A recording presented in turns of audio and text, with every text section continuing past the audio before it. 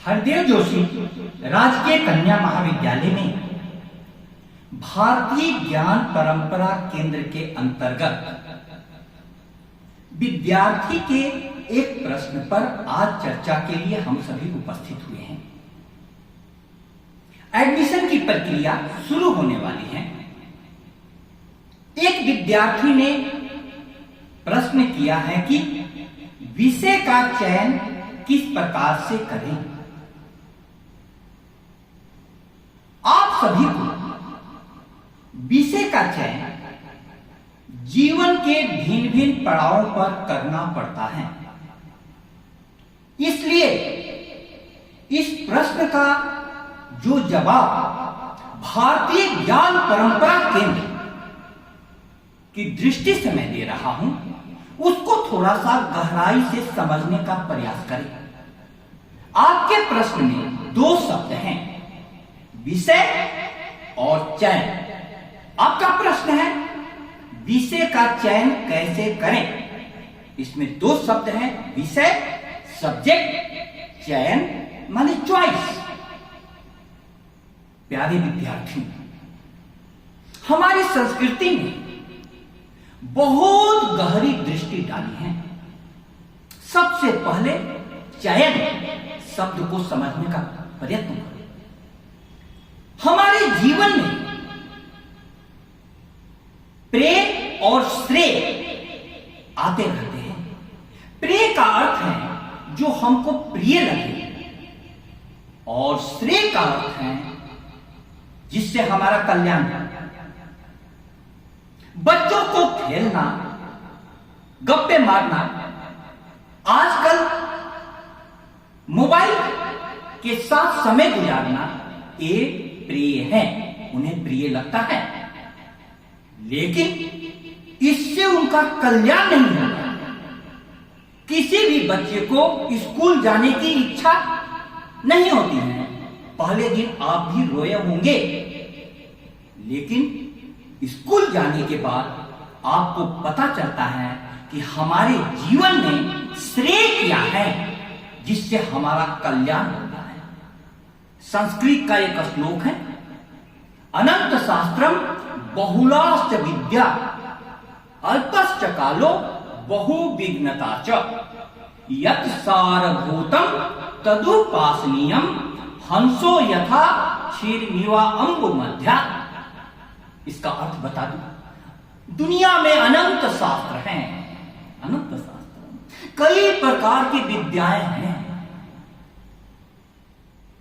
लेकिन अल्पश्च कालो समय बहुत कम है, बहु विघ्नता, उसमें भी डिस्टर्बेंस बहुत ज्यादा है। कई प्रकार की कठिनाइयां आती रहती हैं। इसलिए यत् सारभूतम तदुपासनीयम, जो सार है, सार उसको पकड़ो, उसकी उपासना करो। कैसे? हंसो यथा क्षीरमिवा अम्बु मध्या, जैसे हंस दूध पी लेता है, पानी को छोड़ देता है। लेकिन आजकल के विद्यार्थी ऐसे हंस बन रहे हैं, पानी पी लेते हैं, दूध छोड़ देते हैं, आसार को ग्रहण कर लेते हैं और सार छोड़ देते हैं। क्यों? उन्हें चयन की शक्ति का भान नहीं हुआ है। चयन की शक्ति, हंस में यह चयन की शक्ति है, इसलिए हंस सार को ग्रहण कर लेता है और असार को छोड़ देता है। क्या कभी तुम जान पाए जीत क्या है, हार क्या है? इस जरा सी जिंदगी में जिंदगी का सार क्या है? जिंदगी जरा सी है, थोड़ी सी है, छोटी है। इसमें तुम यदि कहीं भी कुछ भी ग्रहण करते रहोगे तो तुम्हारी जिंदगी बहुत बड़े संकट में पड़ जाएगी। क्या कभी तुम जान पाए जीत क्या है, हार क्या है? इस जरा सी जिंदगी में जिंदगी का सार क्या है? नहीं जान पाते। मिल गए जीवन डगर पर मन चले अनजान साथी, दे दिया अंतर उन्हीं को बन गए वे पूज्य पाती। प्रीति कर ली पर न जाना प्रीति का आधार क्या है, क्या कभी तुम जान पाए जीत क्या है हार क्या है। किसी के साथ भी तुम दोस्ती कर लेते हो। इसलिए देखो आजकल समाचार पत्र कैसी कैसी घटनाओं से पटे हुए हैं। लड़के लड़की के प्रेम प्रसंग में एक की हत्या या दोनों साथ में फांसी लगा जाते हैं। मिल गए जीवन डगर पर मन चले अनजान साथी, दे दिया अंतर उन्हीं को बन गए वे पूज्य पाती। उन्हीं को तुम आदरणीय मान लेते हो। प्रीति कर ली पर न जाना प्रीति का आधार क्या है, प्रीति का आधार जानना। क्या कभी तुम जान पाए जीत क्या है हार क्या है। भूल निज मंजिल गए तुम, पग उन्हीं के संग बढ़ाए, और उनकी अर्चना में रात दिन तुमने लगाए। स्नेह की सौगात सारी उन सभी ने लूट खाई, प्यार का देकर भुलावा राह भी तेरी भुलाई। क्षण मात्र को न सोचा शांति का आधार क्या है, क्या कभी तुम जान पाए जीत क्या है हार क्या है। तुम नहीं जान पाए। इसलिए चयन की शक्ति बहुत महत्वपूर्ण है। हंस की तरह बनना, जो असार को छोड़ देता है सार को ग्रहण कर लेता है। इसलिए चयन की शक्ति को जगाने का प्रयास। अब चयन की शक्ति को जगाने के लिए भारतीय ज्ञान परंपरा कहती है कि तुमको स्वतंत्रता दी जाए। स्वतंत्रता, यदि कोई यह बोले कि यही विषय पढ़ना है तो तुम्हारी स्वतंत्रता क्या है। अधिकतर गार्जियन बच्चे को जबरदस्ती इंजीनियरिंग कराने के लिए कोटा भेज देते हैं और उसको इस विषय में रुचि नहीं है। अंत में बच्चा अवसाद में पड़ जाता है या आत्महत्या कर लेता है। एक लड़की ने पत्र लिखा था अपने मां बाप को, सॉरी मम्मी, सॉरी डैडी, मेरी आर्ट्स पढ़ने की रुचि थी और आपने मुझे यहां कोचिंग में साइंस सब्जेक्ट पढ़ने के लिए भेज दिया। मेरी छोटी बहन के साथ ऐसा मत कीजिएगा। और उसने आत्महत्या कर दी। स्वतंत्रता, बच्चों को स्वतंत्रता दी जाए। स्वतंत्रता और स्वतंत्रता के साथ दूसरा महत्वपूर्ण पहलू है जिम्मेदारी, उत्तरदायित्व। जितनी स्वतंत्रता तुम चाहते हो उतनी ही जिम्मेदारी तुम्हें निभानी होगी। उत्तरदायित्व तो अपने कंधों पर लेना होगा। तब जाकर के तुमको चयन की शक्ति आएगी। अब चयन की शक्ति में भारतीय ज्ञान परंपरा के अनुसार तीसरा तत्व है सृजनात्मकता। सृजनात्मकता, क्रिएटिविटी। क्रिएटिविटी का मतलब क्या हुआ? तुमको किसी भी काम में अपने आप मन लग जाएगा। तुम देखना, तुम किसी विषय को पढ़ना शुरू करते हो और तुम्हें समय का पता ही नहीं चलता। और किसी विषय को तुम उठाते हो, तुम्हारे घड़ी की सुई आगे बढ़ती ही नहीं। क्यों? उसमें तुम्हारी गति नहीं हो पा रही है। जिसमें भी तेजी से गति होने लगे, समझ जाना कि वह क्षेत्र तुम्हारे लिए क्रिएटिव है। क्रिएटिव है तो सृजनात्मकता तीसरा तत्व। चौथा तत्व है जागरूकता। जागरूकता, जागरूकता का मतलब क्या हुआ? तुम सारी अन्य बातों के प्रति भी, अन्य विषयों के प्रति भी जागरूक बनो। स्कूलों में बच्चों को सबसे पहले सारे विषय पढ़ाए जाते हैं। तुम्हें लैंग्वेज के नाम पर हिंदी, संस्कृत, इंग्लिश, त्रिभाषा सूत्र हमारे यहां चलता है। और विज्ञान के भी विषय पढ़ाए जाते हैं, कला के भी विषय पढ़ाए जाते हैं, इकोनॉमिक्स मार्केटिंग के कुछ विषय भी नहीं तो पाठ के रूप में डाले जाते हैं। क्यों? ऐसा इसलिए है कि तुम में कौन सा बीज छुपा हुआ है, उस बीज का पता स्कूल के समय में चल जाए। इसलिए कुछ विद्यार्थी आगे जाकर के उन्हें चयन करना पड़ता है, साइंस फैकल्टी ले लेते हैं, विज्ञान संकाय। दूसरे विद्यार्थी कला संकाय के विषय चुन लेते हैं, कुछ विद्यार्थी वाणिज्य संकाय के विषय चुन लेते हैं। ये 3 संकाय हमारे यहां आगे जाकर के बनते हैं। अब तुम्हारा प्रश्न है कि विषय का चयन कैसे करें। तो अभी तक मैंने बताया कि चयन की शक्ति के लिए 4 तत्व चाहिए: स्वतंत्रता, उत्तरदायित्व, सृजनशीलता और जागरूकता।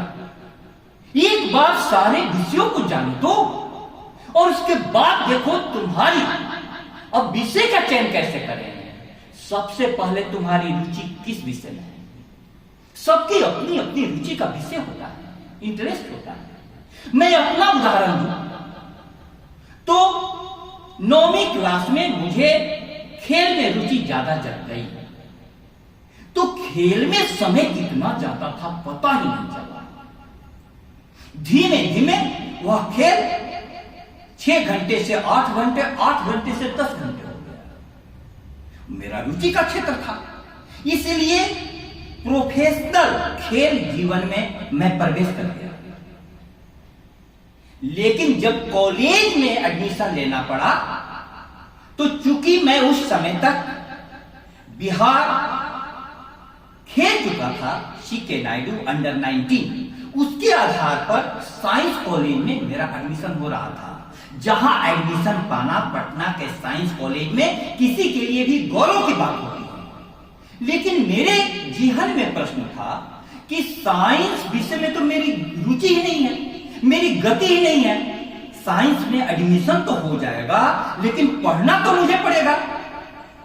मैं साइंस कॉलेज में ट्रायल देने नहीं गया। फॉर्म तो सबने जबरदस्ती भरवा दिया था, मैं ट्रायल देने नहीं गया। आर्ट्स कॉलेज में, पटना आर्ट्स कॉलेज में मैंने एडमिशन लिया, आर्ट्स चुना।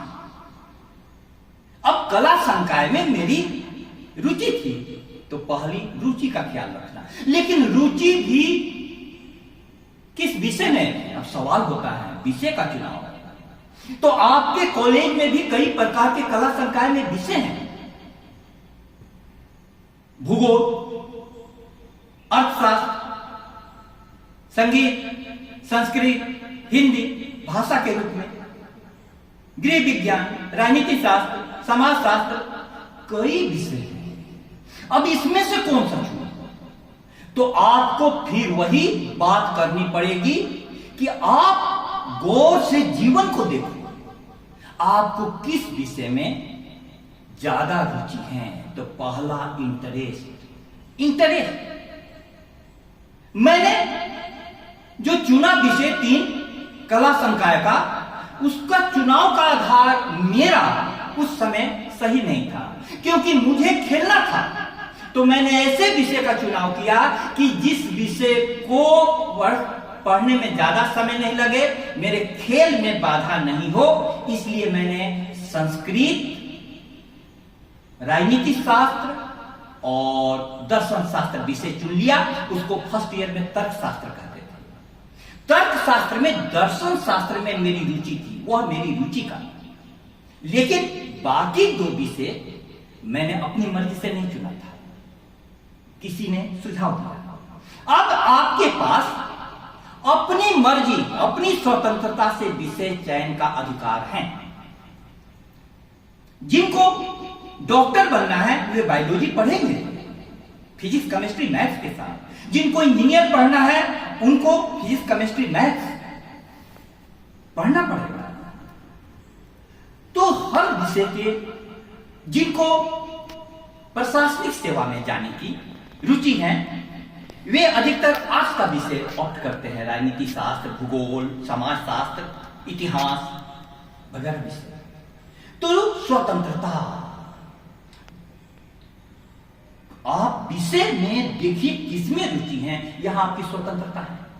लेकिन कॉलेज में नई शिक्षा नीति के तहत ऐसा कह दिया गया कि अब फैकल्टी भी नहीं, आप एक विषय कला संकाय का, दूसरा विषय विज्ञान संकाय का, तीसरा विषय वाणिज्य संकाय का पढ़ सकते हैं।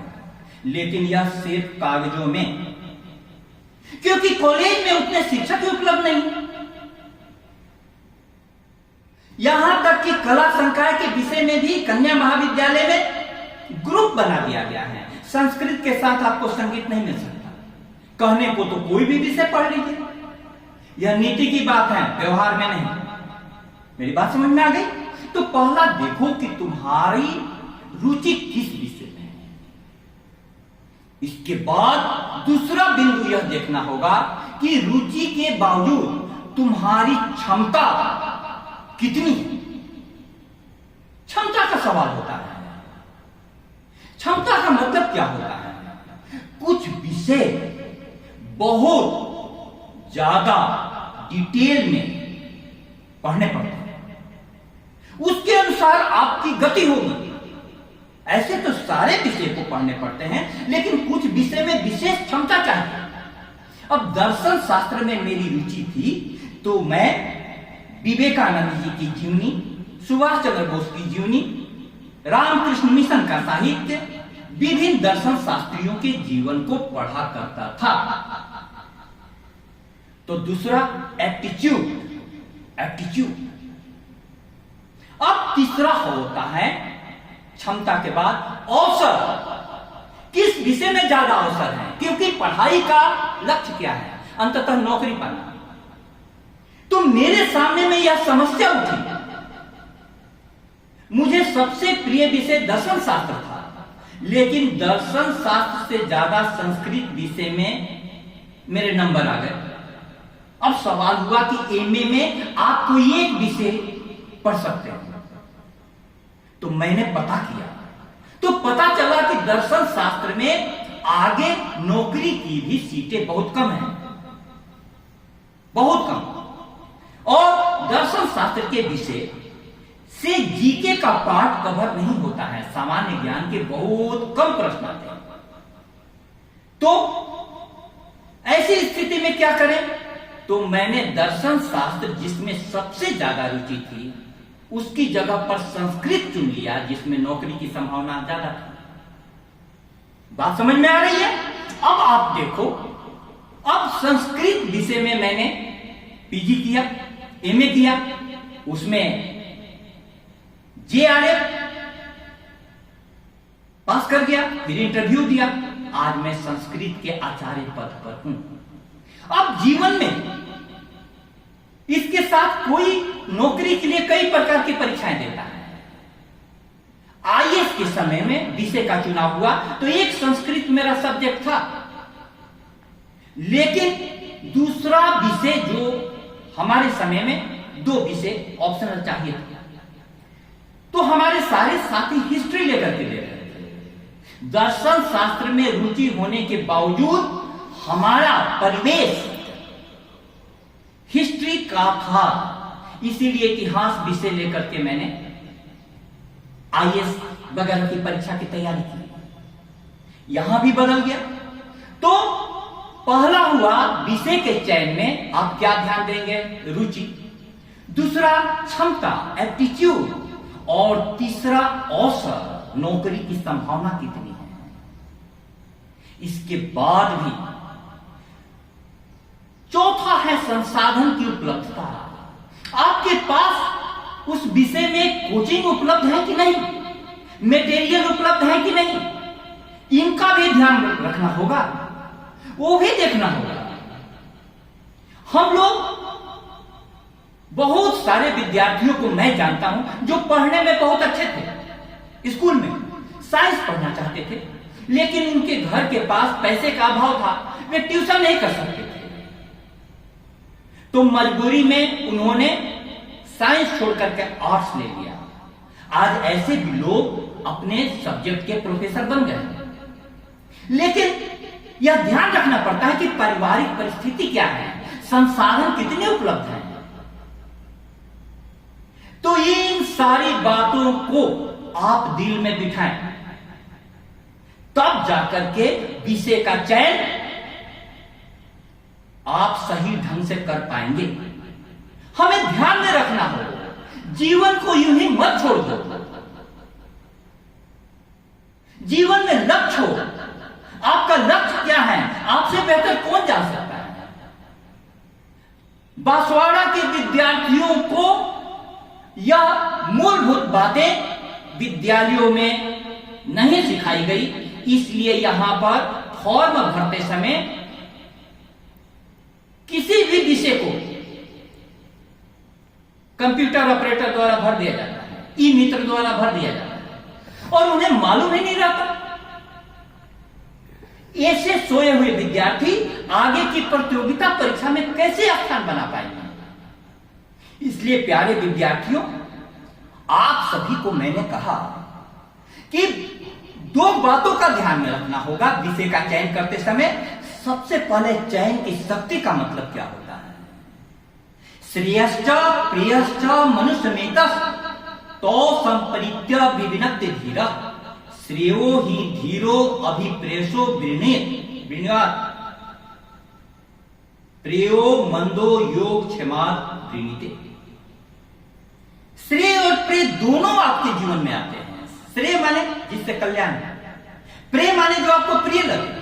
इन दोनों में व्यक्ति श्रेयश्च प्रेयश्च मनुष्यमेतस् दोनों आते हैं। लेकिन जिनके पास प्रतिभा होती है, गहरी दृष्टि होती है, हंस के समान जो होते हैं, वे श्रेय को चुन लेते हैं। अधिकतर विद्यार्थी प्रेय को चुन लेते हैं जिनके पास दृष्टि नहीं होती है। इसलिए उनका पूरा जीवन भटक जाता है। यारो सफर का कुछ सरो सामान तो करो, जाना कहां है तुमको जरा ध्यान तो करो। ये तो जानो कि हमें बनना क्या है। तुम्हें मालूम ही नहीं चलता कि क्या बनना है। इसका मतलब कि तुम अपने जीवन को अपने हाथों में नहीं ले रहे हो। इसलिए विद्यार्थी विषय का चयन कैसे करें। आपका प्रश्न बहुत साधारण सा था, लेकिन मेरा उत्तर बहुत गहरी दृष्टि से बड़े विस्तार के साथ है कि आप देखें चयन की शक्ति के लिए आपको बहुत पेन लेना पड़ता है। पेन लेना पड़ता है।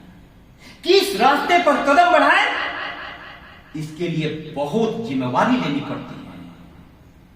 आप अपनी जिम्मेवारियों से नहीं भाग सकते। और विषय कौन से उपलब्ध है, किस विषय के अच्छे शिक्षक उपलब्ध है।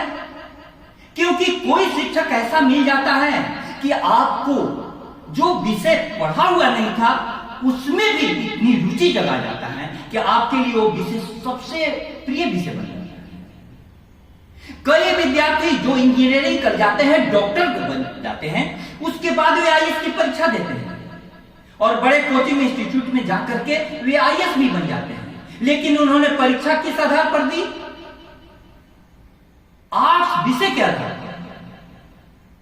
इसलिए यह प्रश्न आपके जीवन से जुड़ा हुआ प्रश्न है और मैं कहता हूं कि यह आपके चरित्र निर्माण का भी प्रश्न है।